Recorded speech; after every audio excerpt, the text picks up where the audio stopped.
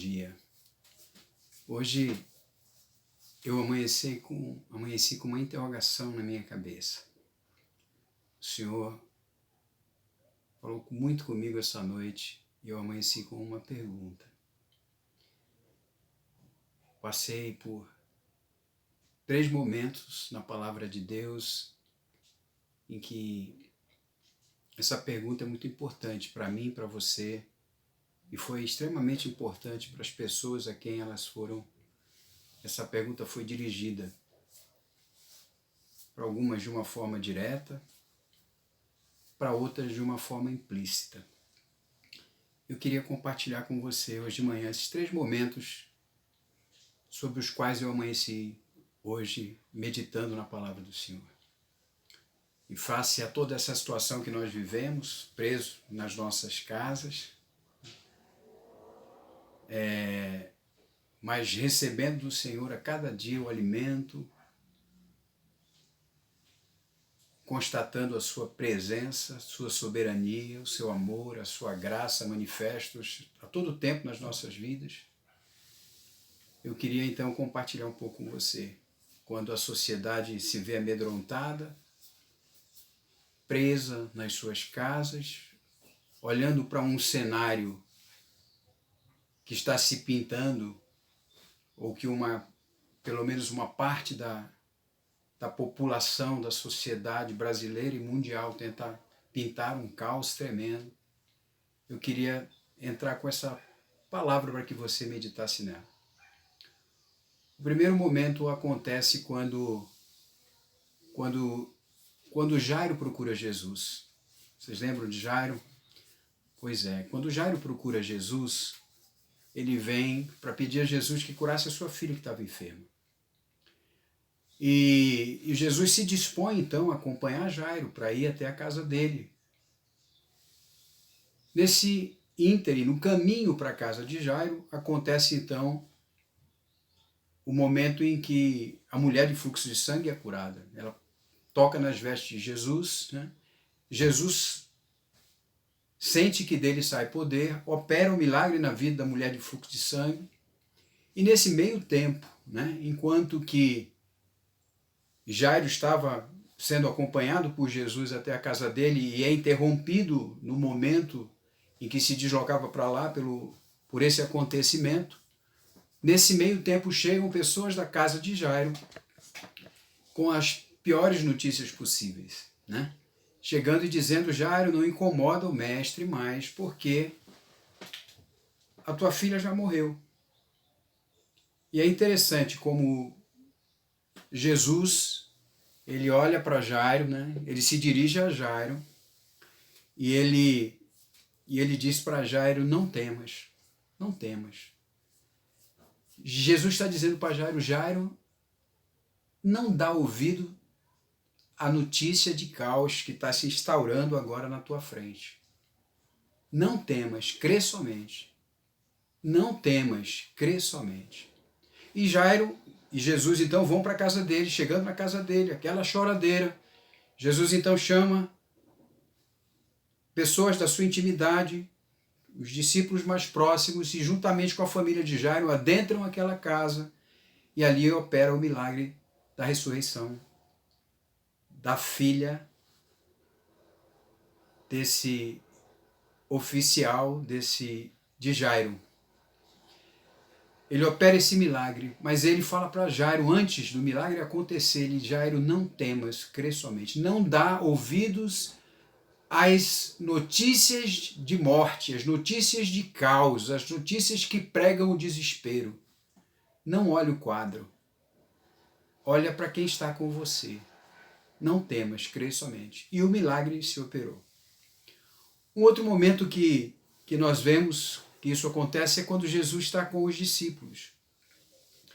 No meio daquela tempestade que se formou no barco, as ondas altas, a tempestade abatendo o navio sendo coberto pelas ondas, os discípulos desesperados procuram Jesus, que estava dormindo, a palavra de Deus diz, e eles dizem: mestre, não se te dá que morramos, como é que o senhor pode estar dormindo enquanto o céu está está vindo por água abaixo e nós estamos no meio dessa tempestade a ponto de morrer.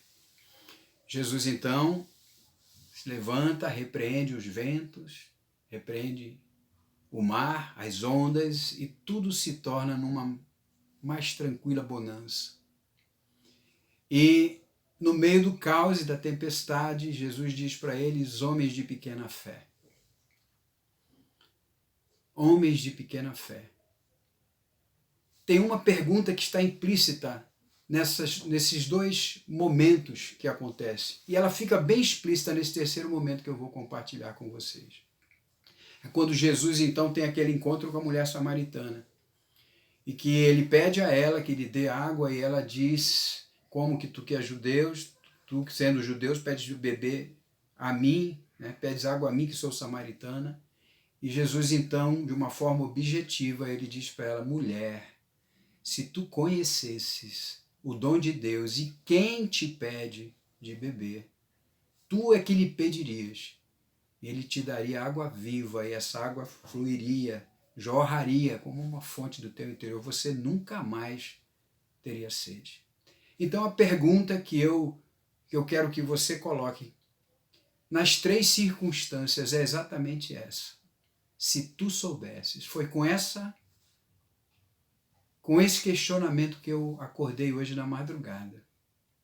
Se tu soubesses quem está contigo no barco, se tu soubesses quem é que está te acompanhando para curar a tua filha, para mudar a tua circunstância,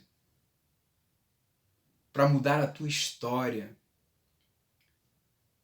se tu soubesses quem te pede, quem é que sou, quem é este que está contigo, a tua forma de encarar as circunstâncias da tua vida seriam diferentes. Então eu queria te convidar, você meu amigo, você meu irmão que está me ouvindo hoje, nessa manhã,